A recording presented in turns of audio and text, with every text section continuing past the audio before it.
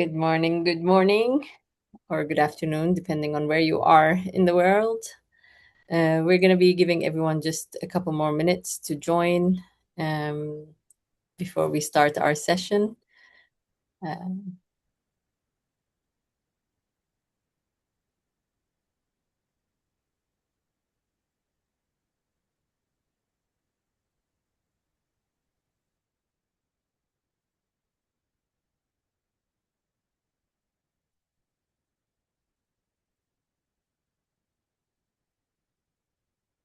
all right, let's kick off. So, welcome everybody to our clarity session. When teams are stretched, what sustains performance? This session is brought to you by Petrolube. And today we will be discussing this at large with my panelist guests. We have Mian Usman, the marketing director from Petrolube. We have Dr. Lucy Bolton, chartered occupational psychologist, associate professor in business psychology from Harriet Watt University in Dubai. And we have Aya Hamad, the marketing and communications manager from Warner Brothers. Welcome to my lovely panelists, and I look forward to a great discussion today. Um, Let me introduce myself for the people who don't know me. So, I am Linda Kandar. I am the regional director for MMA Global in MENA. And if we can go to the next slide, I'd like to introduce you to MMA. So, MMA actually stands for the Marketing and Media Alliance. And we have plus instead of and on purpose because we are basing our association on knowledge and scientific facts when it comes to talking to the marketing industry in the region. So we're a trade association, and we're the only one that actually unites the entire marketing ecosystem. So CMOs, Martech, media, and marketer-supported companies. We all work collaboratively. I cannot say that word. Okay, to architect the future of marketing while delivering growth now in the present. We always lean into the future through our work, and we're a nonprofit trade association that brings together the full ecosystem.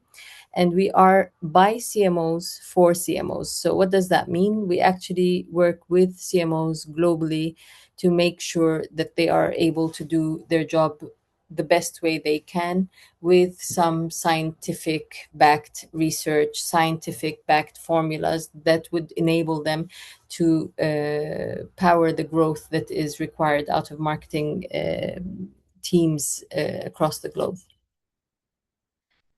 This is our MMA MENA board, which also includes our executive KSA board. So these are the companies that we are that are members, and we are member powered. So our members work together with us on growing the region's knowledge in marketing, finding what's relevant to the industry in our local chapters, and how is it changing, and what we need to do to support the industry while it's changing. Next, please. Zeynep, are you there? Okay, anyways, so I'd like to remind everyone of our activities in the region. So we have events, usually in person in Dubai and in Saudi and in Qatar as well. So we usually bring, people who have the right knowledge about a certain subject that covers the marketing industry, and from there we bring that knowledge back to the very similar to what's happening right now. We have today, it's a webinar format, but usually we'd have events. We have Smarties, which is also like this the funner part of what we do, so we congratulate the industry on doing the right thing. The Smarties is a little bit different in terms of an award. It's not based only on creativity or efficiency. It is based on creativity, efficiency, and technology, the correct use of technology. There's so much technology that is available to the industry, and we like to award and reward the clients who are doing it best. Just for anyone that is here that is applying for Smarties Awards. So we have our submissions open for both KSA and MENA, and we will be going.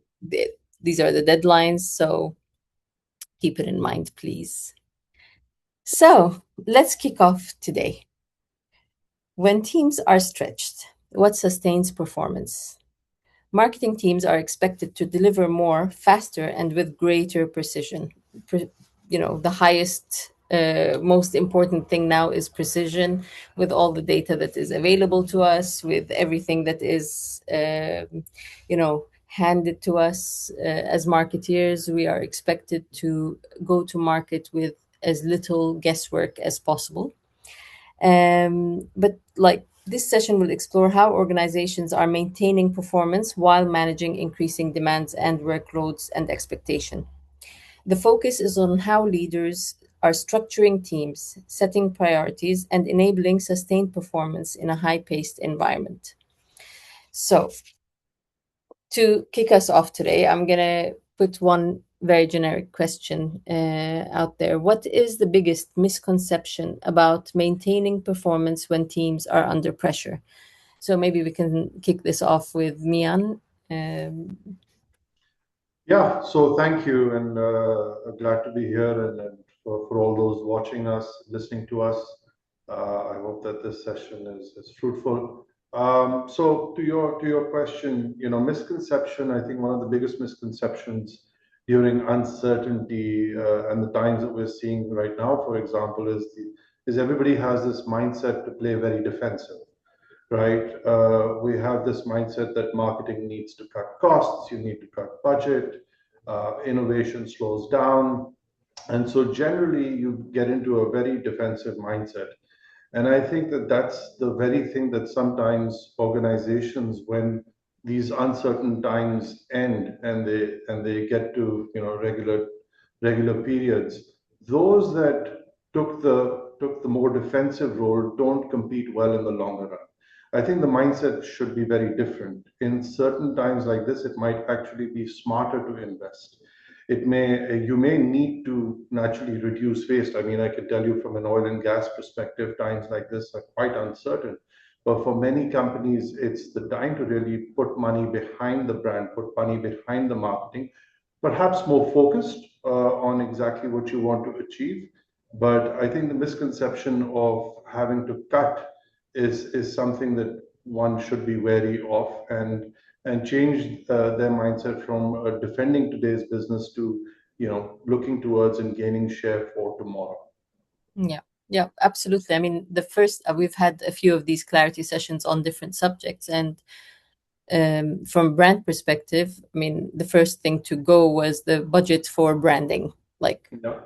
and the budget for marketing, and the people who are extras in marketing are the first to have been looked upon in terms of cost cutting. And we do agree with you, Mian, that it is absolutely the most dangerous thing to do, because it would be so much more expensive to actually rebuild that brand and trust back, both from a company point of view, so the employees cannot trust their leaders at that point, as well as the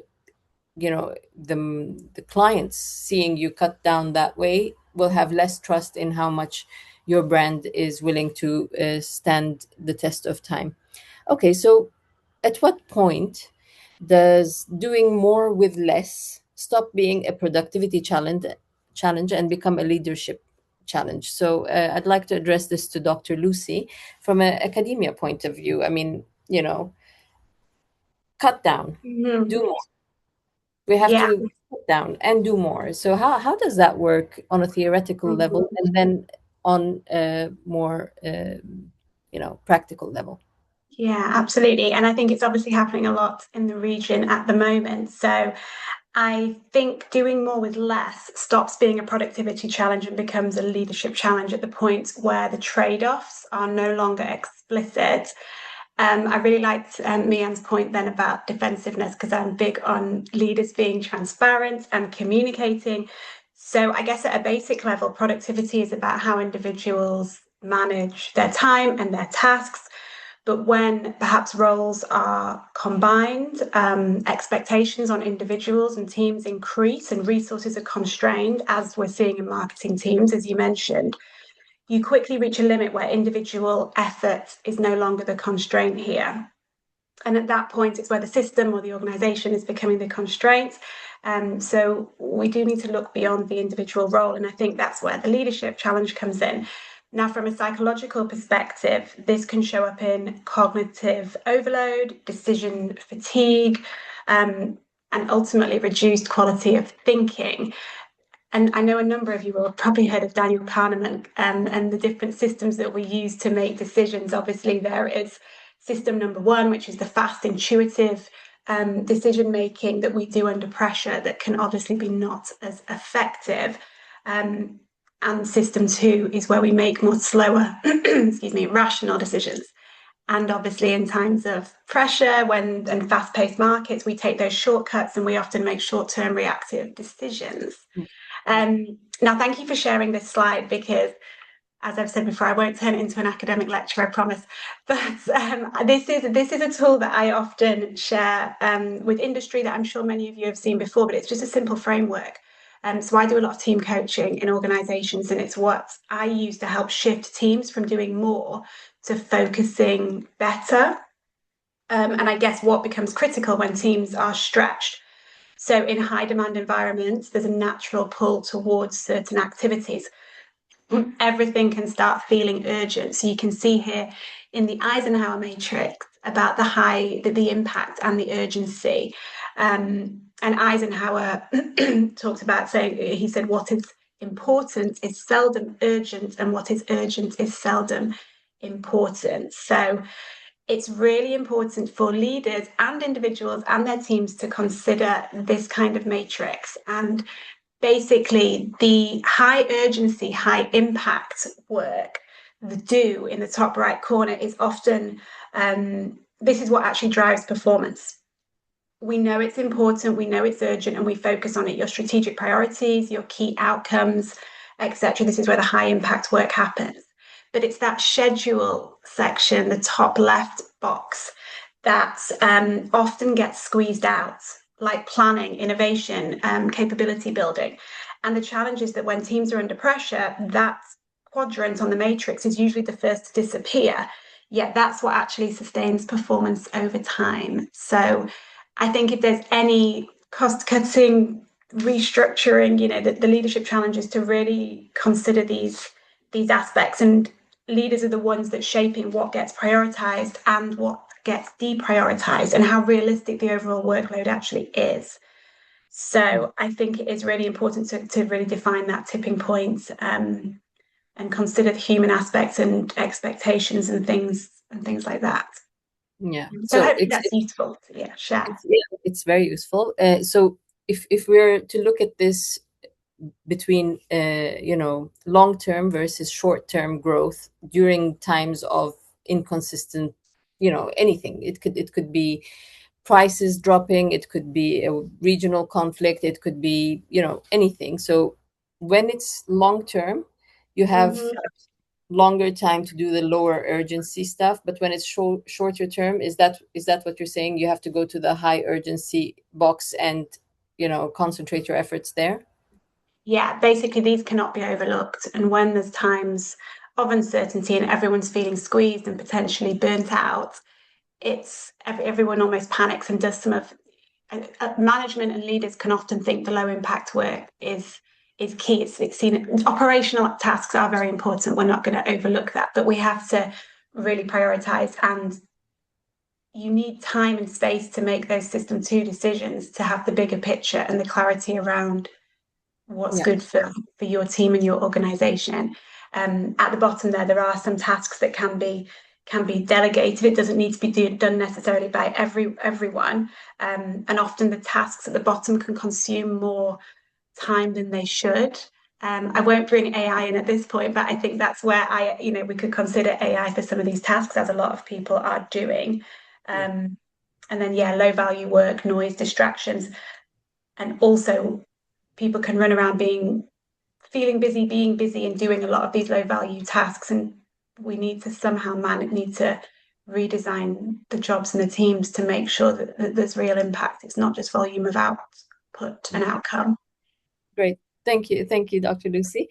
Okay, No so worries. my next question is to Aya. How have the expectations placed on marketing departments changed over the last 2 years, and what impact has that had on how teams operate? This is something we've all the past 2 years, with the growth of AI and the growth of everything, data related, we see that there has been more demand. So how has it changed?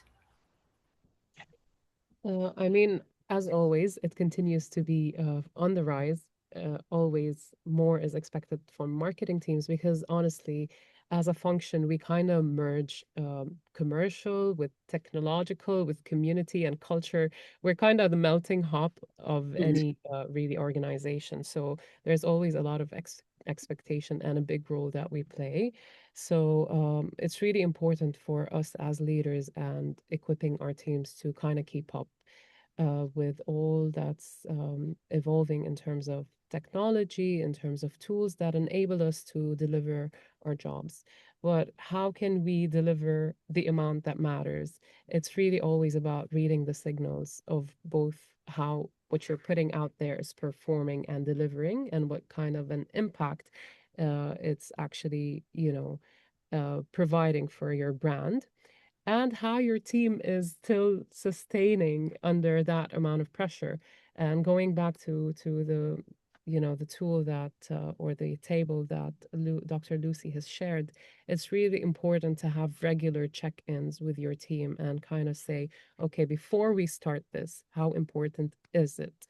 And are we able to then stop something before adding to that plate that's already flooding with, daily small tasks? So it's really about the impact of every task that's being added on to your team members and picking up on the signals of them still being able to deliver as they were before. Like picking up as on the burnout before it gets to that point. Okay, so okay, let's talk about prioritization when everything feels urgent, because like most of the time, this is urgent, this is urgent, this is urgent. Yes, we can go back to the Eisenhower matrix, but um, you know, different stakeholders in the company will have different urgent matters. So, how do you align with your teams?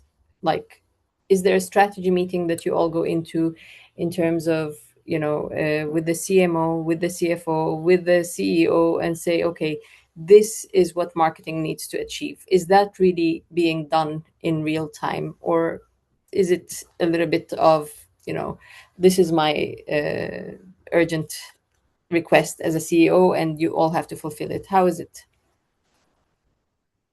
I think definitely as marketing, we need to be in charge of that decision and taking that regular check-in with the team, regardless of where they kind of sit in the hierarchy, right? So we do have the regular, conversations have happening, whether it's monthly or quarterly.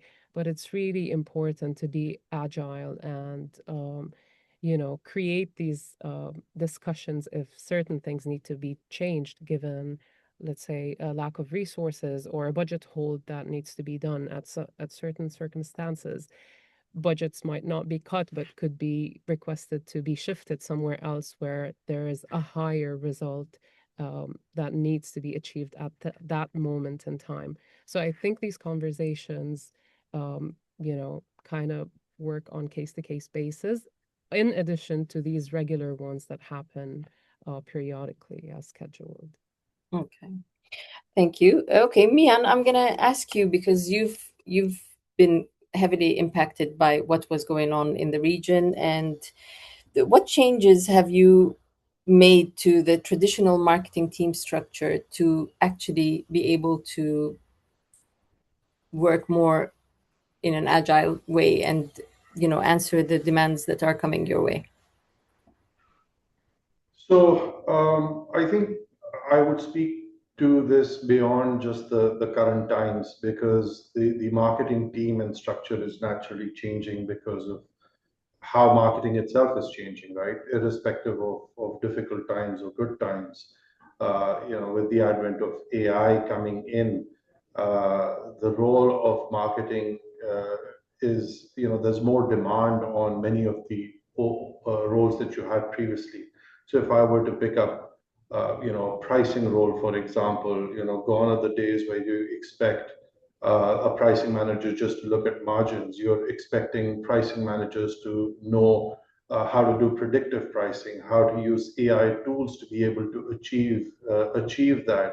And so what I'm seeing is that the roles are becoming part human, part technology, as each of the marketing roles are evolving, whether it is pricing or any of the other three P's or four P's that we've got.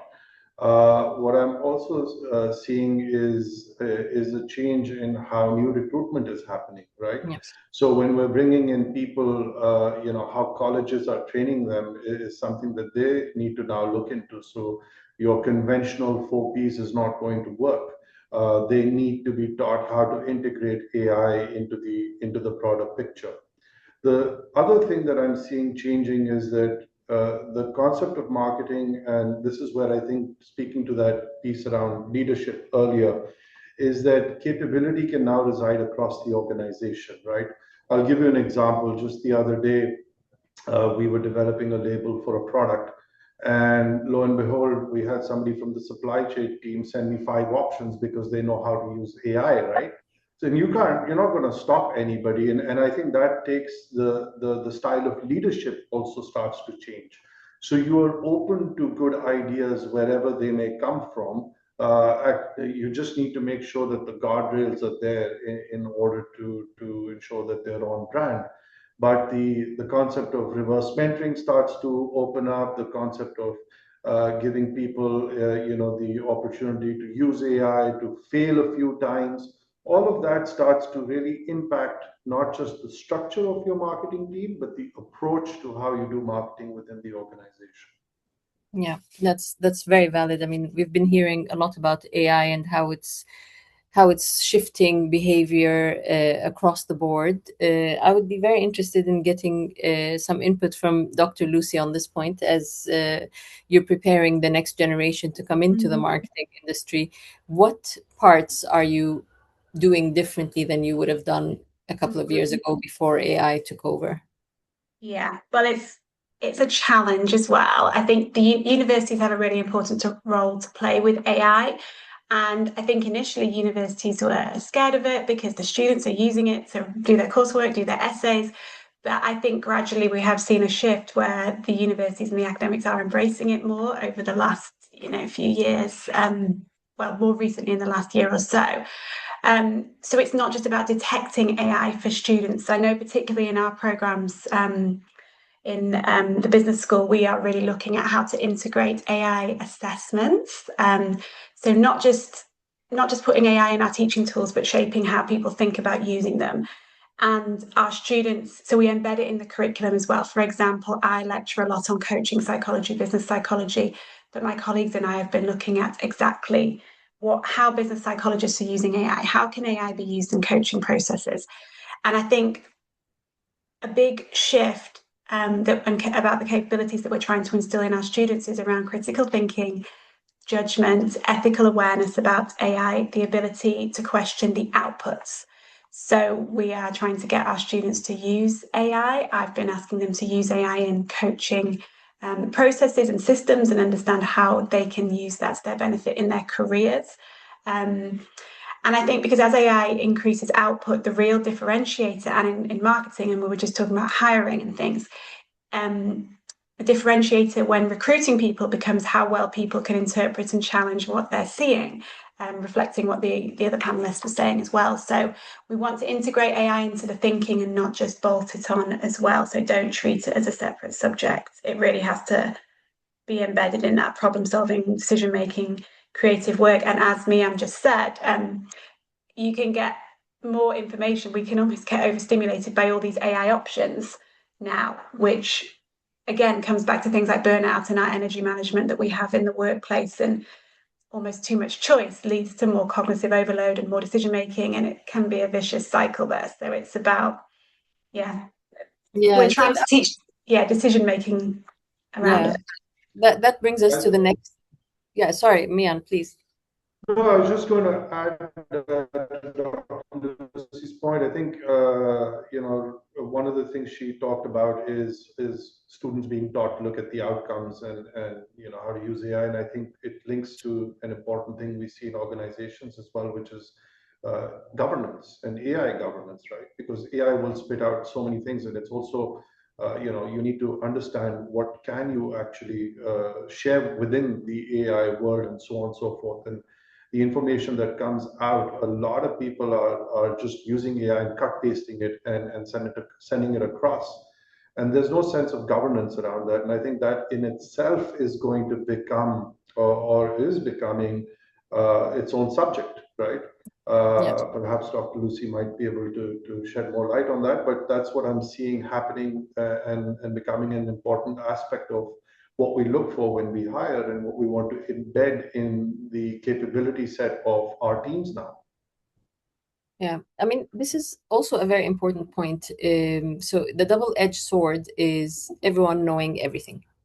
So, when it comes to finance, no one has this kind of uh, claim, let's say. But when it comes to marketing, because it has been so opinion based in the past, every single person has a very strong opinion about what marketeers should be doing and what they should be looking at and what they shouldn't be looking at. So, like, where and how do you draw the line for other people from the organization? Yes, express your opinion, but know that this is a line. Like, as a marketing leader, where do you say, okay, this is the line you cannot cross to my team because this is their capability set? So how do you draw that line in a set way, Mian? So that's interesting because um, I think so. I'll give you a case in point. We're developing a program, and the collaboration is cross functional, right? And I think what it's doing is it's drawing on looking at some things which are at a very program level and deciding at that point in time what is best to deliver for the program itself. So I think it's important to clarify the objectives up front. Yeah. That really starts to set the tone for who does what and how much room do they have to play. I would still say that as long as the decision making has been thought through, as in whether it's a program, whether it's marketing, and you understand that the decision resides within that certain function, let's say marketing for that matter. Personally, it doesn't matter where the great idea comes from or who develops it. If it's collaboratively done, as long as the decision maker knows how to use the framework or the guardrails or to decide, eventually it does fall within those boundaries that you're saying.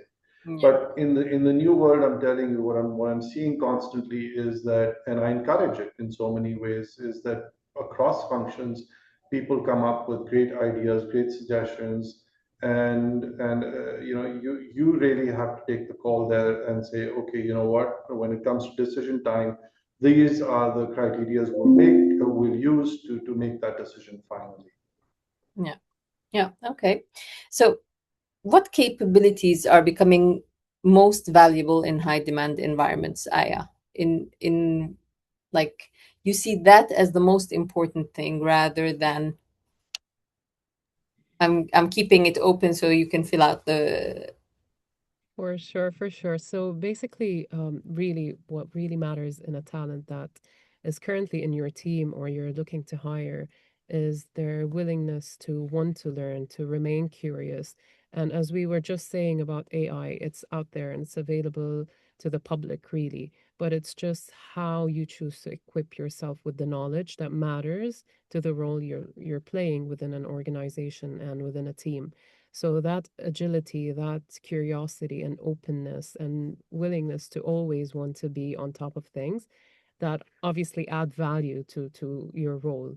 Again, it becomes too much if you just learn anything and you do nothing with it. So just really be selective with what you learn. Let's take AI as an example and how we use it as an organization that's more about intellectual property. It's more about talent and creativity protection. So we regularly get courses around AI within the company and or the organization mailers.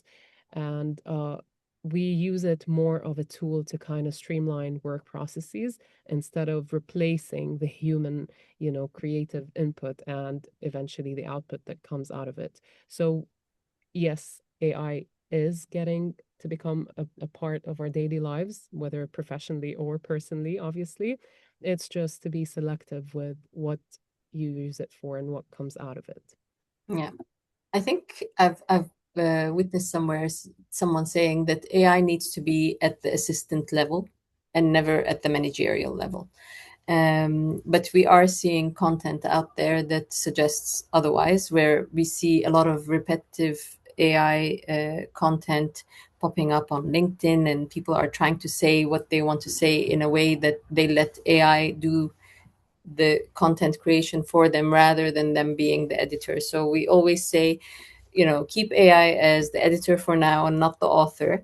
It might be an author of great ideas and predictive analysis in the future. And we are working as MMA on a committee level where we are trying to decide where AI is used for the different sides of marketing, what are the best tools, and to keep that updated for people later on.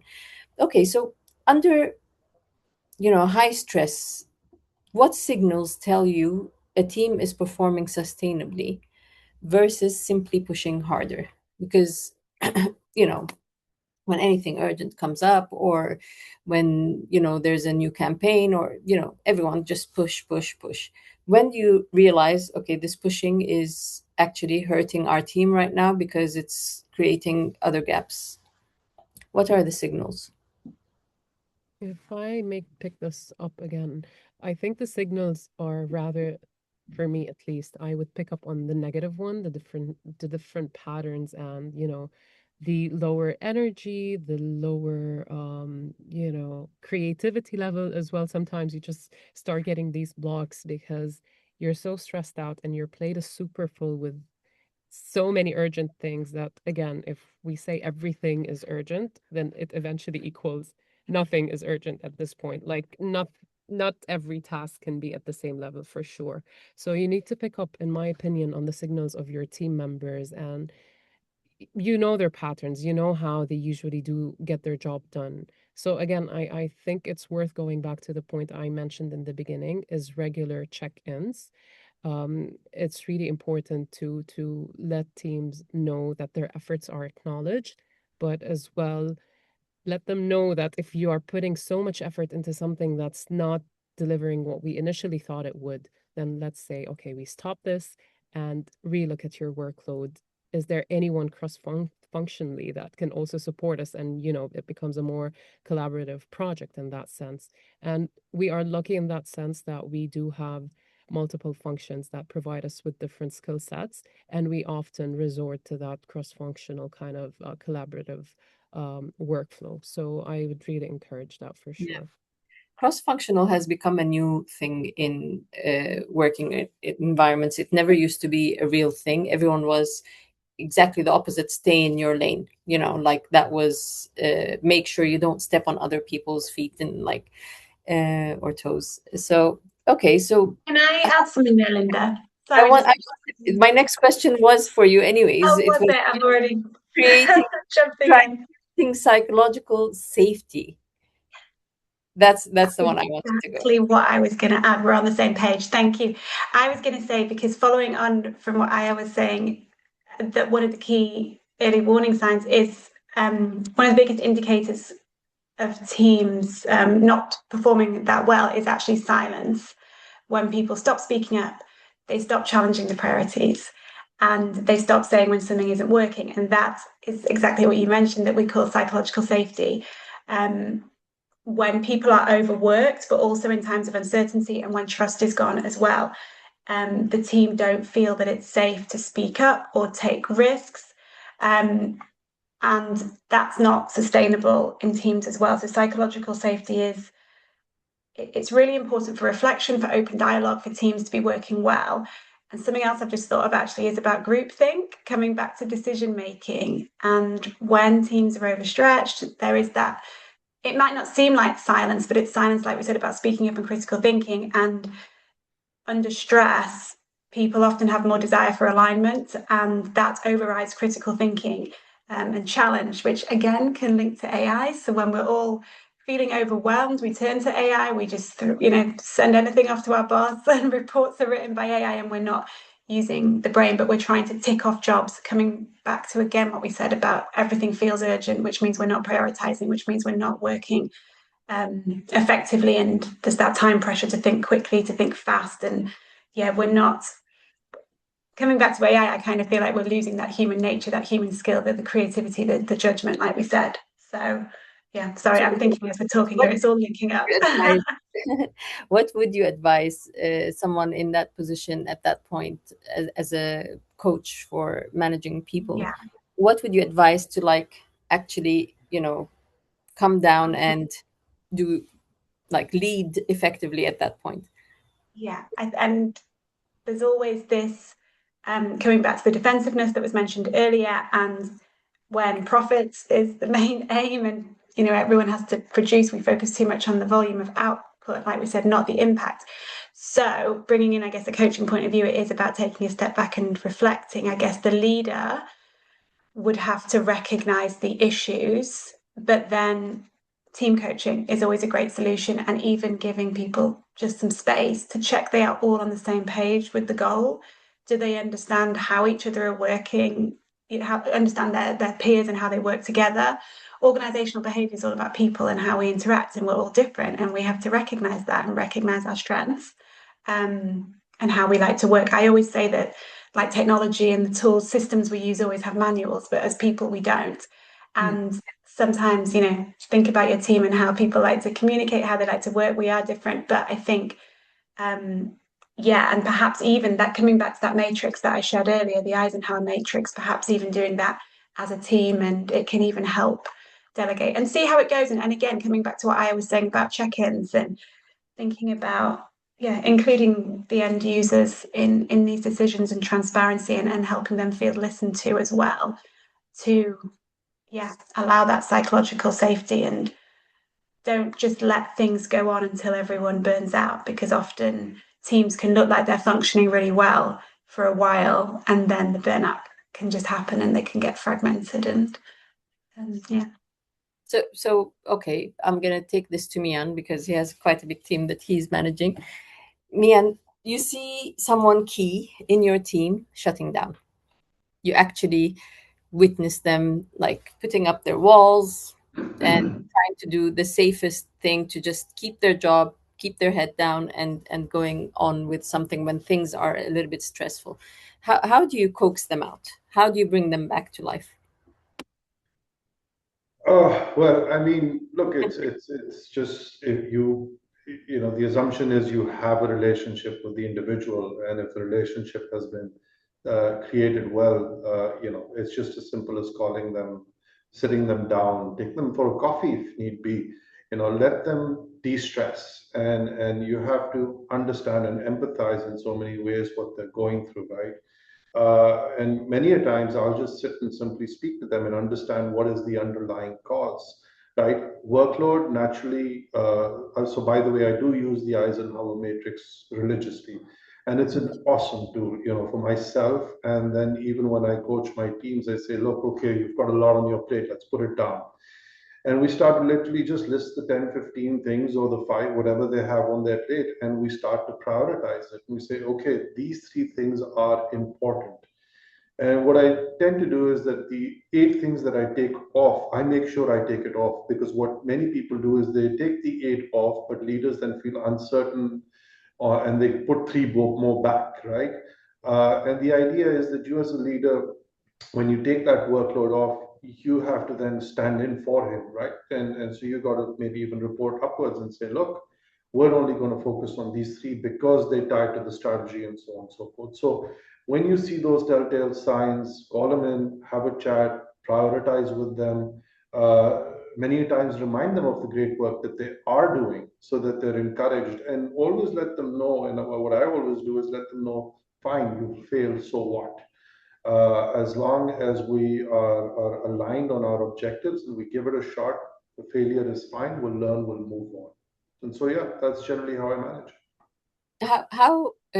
What are the metrics for failure? So, okay, KPIs we know this year have had to all be sort of aligned very early on in the year. In Q2, we saw like serious disruption to all of our processes, all of our jobs, all of our targets for this year, whether it was money targets or financial targets or just KPIs in general. So when KPIs fail because they have not responded to the right environment, what other metrics do you go to like say, okay, we're doing well, we are achieving? What are the metrics really when KPIs are not bad? So I think if you become too KPI focused, sometimes you have to shift gears and you have to maybe just measure outcomes, right? And you have to ensure that those broader. So instead of saying, what, we need to get 50 social media posts or out there, I think you shift your gears and you say, okay, you know what, we've got to relook some of those KPIs, maybe tweak them. Maybe the outcome is more around consumer engagement, and you shift some of those metrics depending on the resources you have at hand. So you can't necessarily during very stressful times expect the same results, right? Sometimes you may even tend to reprioritize your efforts behind the KPIs that are working. So Yeah. what you do is you reinforce what's going well, and you start to cut down on waste on areas that aren't doing well.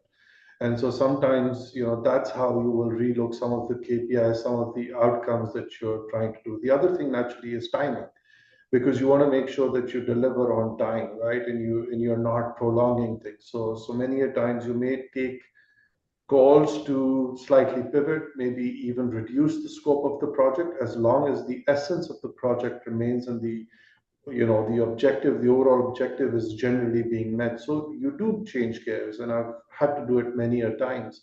But the idea is that you're at least still setting the foundation for when times get better. You've already reached that point, and then you can always do the continue and improve right when things get better, right? So it's better than just holding back and completely, holding people to a very strong KPI. I love that. I think that's going to be one of my main takeaways today. Like the KPIs that work.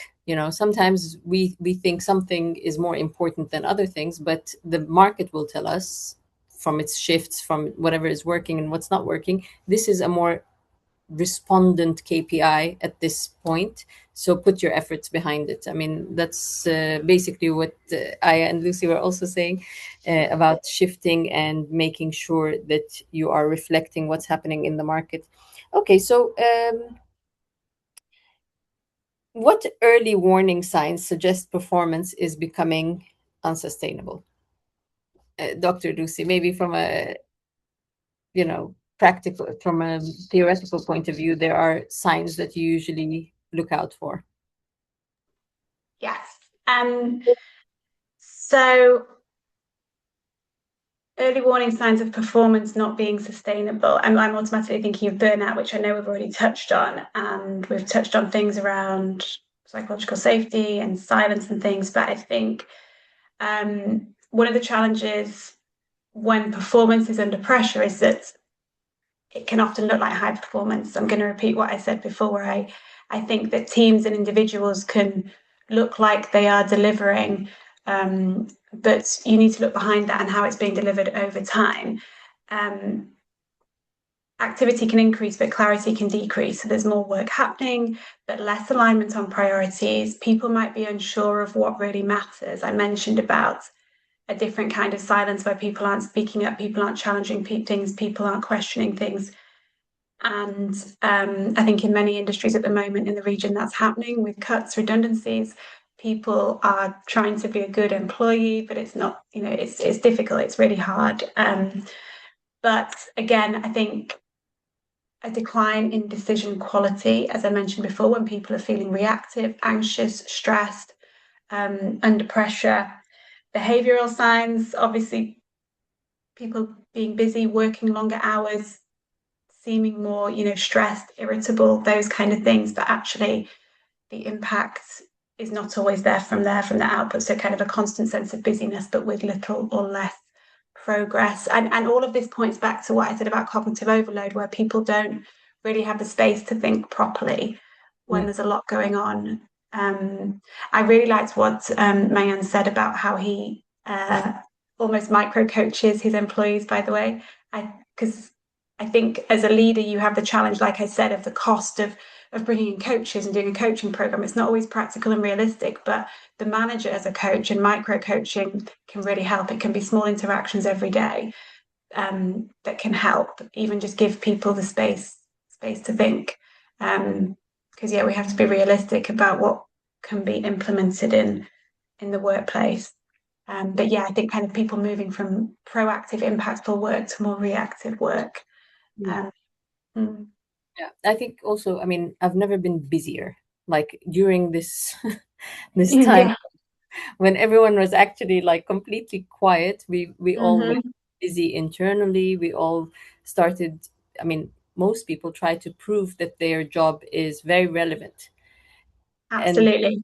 you get all of these unnecessary meeting requests internally, and Yeah. everyone's trying to show Mhm. face, but it's like that's Yeah. not giving us the time to actually concentrate on, as Mian said, realigning your KPIs, see what's working, Yeah. effort behind that. So Uh-huh. it's like this internal, I'm so Mm-hmm. busy, and especially with Yeah. this world of online where everyone is so busy, Mm-hmm. like Yeah. I've you cannot call anyone without scheduling anymore. You can't. No, I agree. And I think that's is across industry, longer hours, busier schedules, LinkedIn's crazy, overstimulating. And that's where we have to acknowledge that. And it comes back to, I think I mentioned energy management and that kind of thing before. And that can all lead to burnout though. You'll see the subtle human signals. It's kind of reduced energy, more errors, withdrawal from conversations ultimately, and difficulty switching off. I think we're all familiar Yeah. with things like that. Yeah. Yeah. Okay, so my next question is to Aya. If you could redesign one aspect of how marketing teams work today, what would it be? One aspect. I'm gonna put my panelists on the. These are questions they're not prepared for, but I would like their honest opinion here. Like today, they tell you, okay, redesign one thing that will make your team work better for you. What would it be, Aya? Um, to be very honest, I think enabling people a bit more, I think that would be something like regardless of how junior, let's say they are, you'd always be surprised with the amount of input they can bring to the table. So I think I would always give a voice, regardless of the level of experience, because in all honesty, sometimes we need that fresh, new, younger perspective. Yeah, So that's one thing I would say. Keep the people at the center of it and empower them regardless of where they at in their I love careers. that. I love that. That's a perfect answer in my book because really, I mean, that's where we see like, people struggling to give up their power to someone else in the team that might actually have a better idea at that point. It's ego, it's age, it's so many things that actually play into our decision making. And I love the idea of decentralizing and empowering people a little bit to do their own, create their own impact within their teams. That's the perfect answer. Thank you, Aya. Okay, and what will distinguish the highest performing marketing organizations over the next 3 years? This is to Mian. Uh, I think, how the brand does externally, eventually it will come to that, right? The highest performing marketing teams are teams that will deliver. They'll deliver on the strategy, deliver on the outcomes. When you within a certain industry, when you look at all the brand trackers, that they're on top and they're staying in touch with what the consumers want, right? Eventually, whether it's AI, whatever you do, it eventually will boil down to what marketing's core responsibility is to understand the consumer and be able to tap into it, right? So whoever does that best, you'll see it in the results. Yeah. Okay, perfect. And this is for Dr. Lucy. What's one piece of advice you'd give marketing leaders trying to protect performance? I'm sorry. I'm sorry. Can you guys hear this in the background or yeah? Sorry. What's one piece of advice you'd give marketing leaders trying to protect performance while expectations continue to rise? Oh, sorry, I was muted then. Okay, I feel like it's gonna repeat some things I've already said. Okay. We're repeating think because yeah. Yeah, I think I'm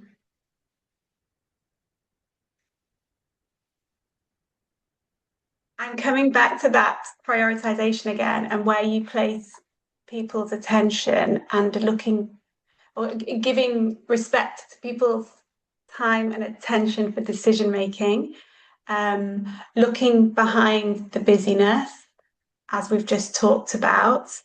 Sorry, I'm giving a few things That here. has not been actually touched upon. Respecting marketing teams leaders time is usually something that's quite overlooked, and I'm happy that you brought it up because people are always like, these are my priorities, deal with them. But Yeah. we will have our own priorities, and we have a vision as marketing leaders as to where this brand needs to land after whatever it is that we are creating. So Yeah. respect time for decision makers to actually make the right Yeah. decisions, I think, is quite key and very important, and we have not touched upon that point, so I thank you. Good. That's perfect. Okay, so one last big question. Are marketing teams genuinely becoming more productive, in your opinion? Aya, let's start with you. Um, Again, going back to the power of technology, I think we are privileged to live in a time that technology is a lot more abundantly available. So it definitely helps us become more productive. But again, it goes back to the question always of impact and value that what you're doing is delivering. So I would always tie it back to how much output is coming and what that output delivers as a value. So they go hand in hand. Technology is there as a back tool to help us become more productive, but that doesn't mean that we put more out there. It's okay to put maybe 4 campaigns a year. I'm just giving a random example that deliver a huge impact each on its own. So it has its weight, it keeps a lingering message, it delivers a value to the consumer. I mean, I manage kids brands, so it's fun, it's light, but also there are always like impactful messages in certain campaigns. So how often do we put out the message in a way that we make it stick and kind of build a habit? Like one good example I could give is Climate Champions initiative, and it's all about asking kids to take small actions such as switching off water, light, whatever. It's very simple tactics, but it helps kids eventually build a habit. And that's what you want. You want your messaging to leave that lingering impact. Excellent. Thank you. Mian, would you like to add to that? So yeah, I mean, surely, I think marketing teams are much more productive than they were before. I mean, if we go back 20, 30 years, you had the computer come and you had all the tools then to be able to help you and naturally increase productivity. But with each time that definition of productivity changes, right? I think what's really happened again is the speed has increased. So much responsibility is shifting. A lot of agency work is being done simply through AI in-house, right? So productivity is surely increasing, and the speed of outcomes is much faster. But I think, like anything else, we just need to be able to channel it in the right direction, because information overload is a huge problem right now. And so, how do you channel that, and how do you make sure? Because that can be the downside of productivity, right? That's what can slow you down. So I think we've got all the tools to be faster, to make decision making quicker, to take on much more responsibility, not just as teams, but even leaders using AI and other tools. But we've got to channel it. We've got to narrow it down so that speed remains. Excellent. Thank you very much to our panelists, and there has been some comments that I will just read. I think the biggest one is huge fan of the Eisenhower matrix, helpful for myself and the team to determine where most of our energy should be placed. I think that is the reality of today's session, and I really thank you all for such great input. I keep learning from these sessions, and I love that the marketing industry gets to hear these kind of inputs as well. So thank you very much to Mian, Dr. Lucy, and Aya for joining us today. For the people on the participants, if you can just fill out a 1 minute feedback form so that we know what was helpful and what we can work on better for the next time. Thank you very much, and it was a pleasure. Thank you. Thank you Have a very nice day, much. everyone. Bye bye. Thank you. Thank you. Bye. Bye.